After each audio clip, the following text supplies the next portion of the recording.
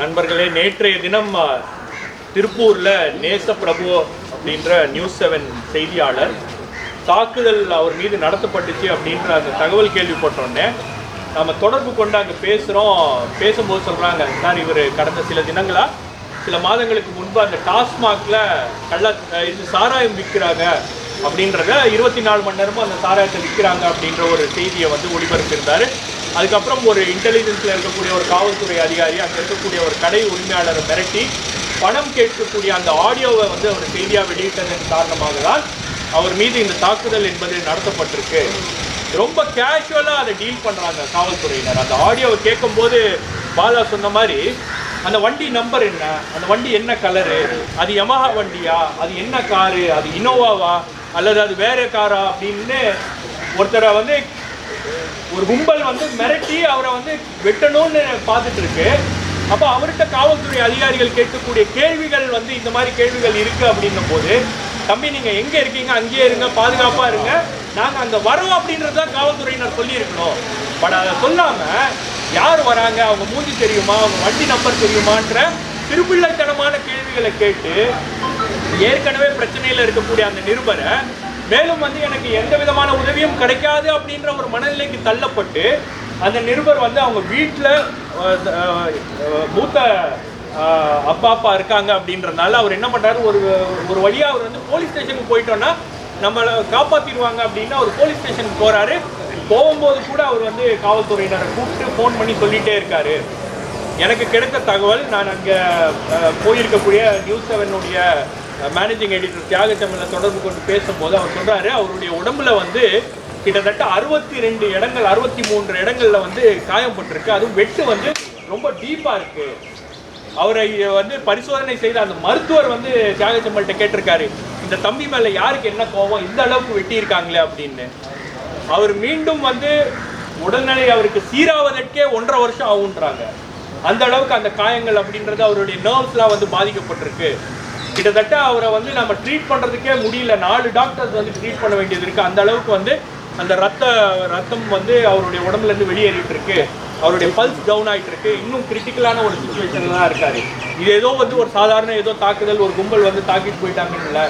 அதுக்கப்புறம் இன்னொரு தகவலும் சொல்கிறாங்க, அந்த பெட்ரோல் பங்க்கில் பொதுமக்கள் இருக்கக்கூடிய இடத்துல நம்ம போயிட்டோன்னா நம்ம சேஃபாக இருப்போம் அப்படின்னு 500 மீட்டர் தான் அந்த போலீஸ் ஸ்டேஷனுக்கும் அந்த பெட்ரோல் பங்க்கும் இருக்கக்கூடிய தூரம்.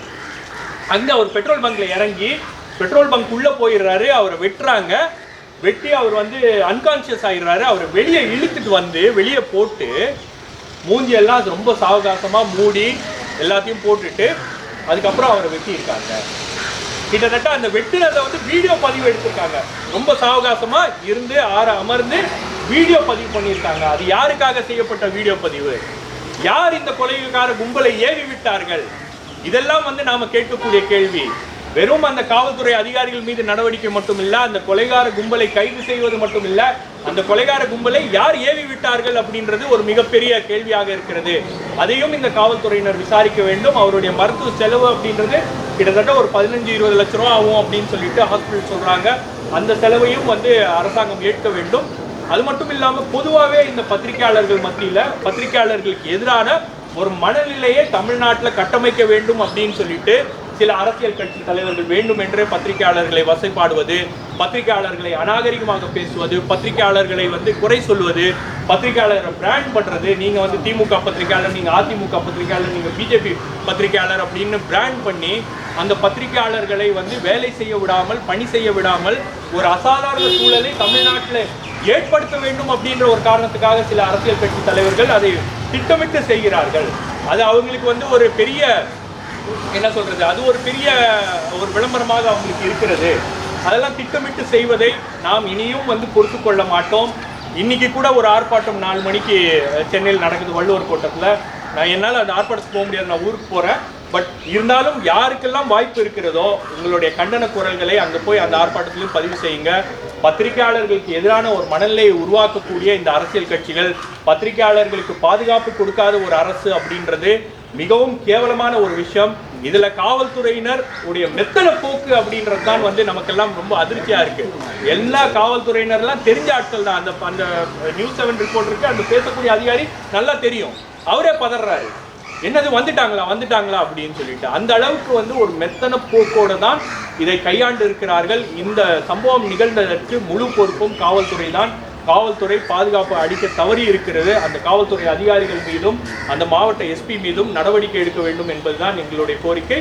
இதை வன்மையாக கண்டிக்கிறோம். இது ஒரு போராட்டமாக முடியாமல் இதை தொடர்ந்து பத்திரிகையாளர்களுக்கு பாதுகாப்பு அப்படின்ற ஒரு விஷயத்தை நாம மீண்டும் மீண்டும் வலியுறுத்த வேண்டும், அதற்காக போராட வேண்டும் என்று கேட்டுக்கொண்டு வாய்ப்புக்கு நன்றி தெரிவிக்கின்ற பொழுது வந்திருக்கக்கூடிய நம்முடைய உறவுகளுக்கு வந்து ஏன்னா இன்னைக்கு இன்னொரு மிக முக்கியமான செய்தி, அந்த செய்தியாளருக்கு மனிதநேய மக்கள் கட்சியிலிருந்து ஒரு 6 பேர் ரத்த தானம் கொடுத்துருக்காங்க. இன்னைக்கு அந்த பேரை நம்ம உங்களுடைய தலைவருக்கு எழுதுனா நம்ம எல்லாம் ஒரே ரத்தம். ஒரு பத்திரிகையாளர்களுக்கு ஒரு காலகட்டத்தில் உதவியவர்களுக்கும் இந்த கண்டன ஆர்ப்பாட்டத்திலேயே நான் நன்றி பதிவு செய்யறதுக்கு கடமைப்பட்டிருக்கேன். நாம் இன்னும் ஒற்றுமையாக இருக்க வேண்டும், பாதுகாப்பாக இருக்க வேண்டும், இன்னும் வீரியமாக இருக்க வேண்டும். வரக்கூடிய சட்டமன்ற கூட்டத்தொடரிலேயே இந்த பத்திரிகையாளர் பாதுகாப்பு சட்டத்தை நிறைவேற்றுவதற்கு நாம் வலியுறுத்த வேண்டும். இது கட்சி பாகுபாடற்று அத்தனை சட்டமன்ற உறுப்பினர்கள், பத்திரிகையாளர் அமைப்புகள், தனிப்பட்ட பத்திரிகையாளர்கள் எல்லா வகையிலுமே ஒரு மகாராஷ்டிராவில் பத்திரிகையாளர் பாதுகாப்பு சட்டத்தை நிறைவேற்றுகிற பொழுது நாம் என்ன சொல்றோம், இந்தியாவிலே நாம் ஒரு முன்மாதிரி மாநிலம் என்கிற பொழுது தமிழகம் அந்த சட்டத்தை நிறைவேற்றுவது என்பதுதான் இந்த ஆட்சி பத்திரிகையாளர்களுக்கு கொடுக்கக்கூடிய மரியாதையாகவும் கலைஞர் நூற்றாண்டை கொண்டாடுவதற்கான முழுமையான பொருளாக இருக்க வேண்டும். ஏன்னா எல்லாத்த விட பேச்சுக்களை விட செயல் ரொம்ப முக்கியம். பத்திரிகையாளர் பாதுகாப்பு சட்டம் என்பதும் இன்றைக்கு இந்த கொலைவெறி தாக்குதல் நடத்தியவர்களை இன்று மாலைக்குள் இவர்கள் கைது செய்யப்பட வேண்டும். இல்லை என்றால் தமிழக காவல்துறை தலைவர் அலுவலகத்தை நாம் ஒன்று கூடி செல்வதை தவிர நமக்கு வேறு வழி இல்லை என்பதையும் இந்த நேரத்தில் இந்த கண்டன ஆர்ப்பாட்டத்தில் நாம் தெரிவித்துக் கொள்கிறோம். நன்றி. வருத்தமளிக்கிற செய்தி என்னன்னா, எங்களுக்கு இப்ப கிடைச்சிருக்கிற தகவல் என்னன்னா, அவருடைய நிலைமை பார்த்தீங்கன்னா ரொம்ப சீரியஸான ஒரு கண்டிஷன்ஸ் இருக்குது.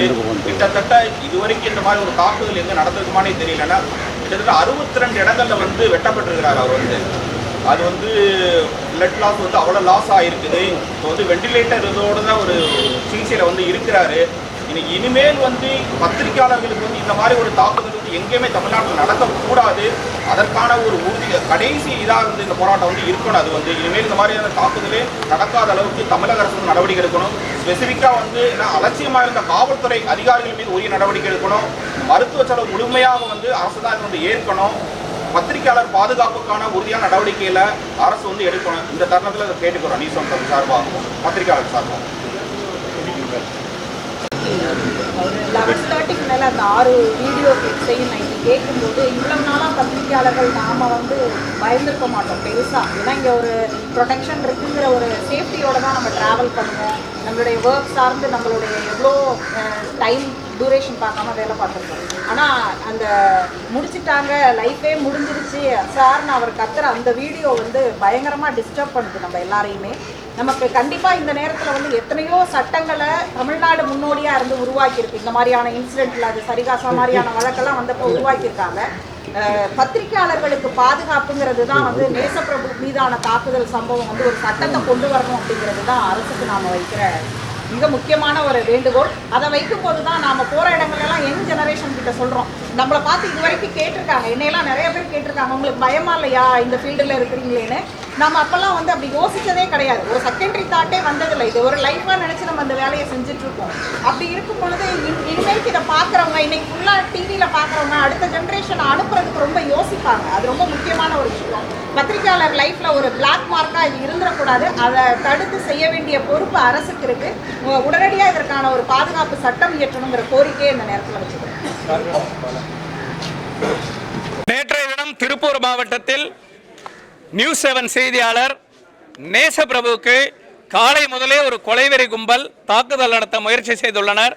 காவல்துறைக்கு பலமுறை தகவல் தெரிவித்தும் நேற்று இரவு அவர் மிக கடுமையாக கிட்டத்தட்ட 62-63 இடங்களில் வெட்டுக்காயங்களோடு இன்றைக்கு உயிருக்கு போராடி கொண்டிருக்கிறார்.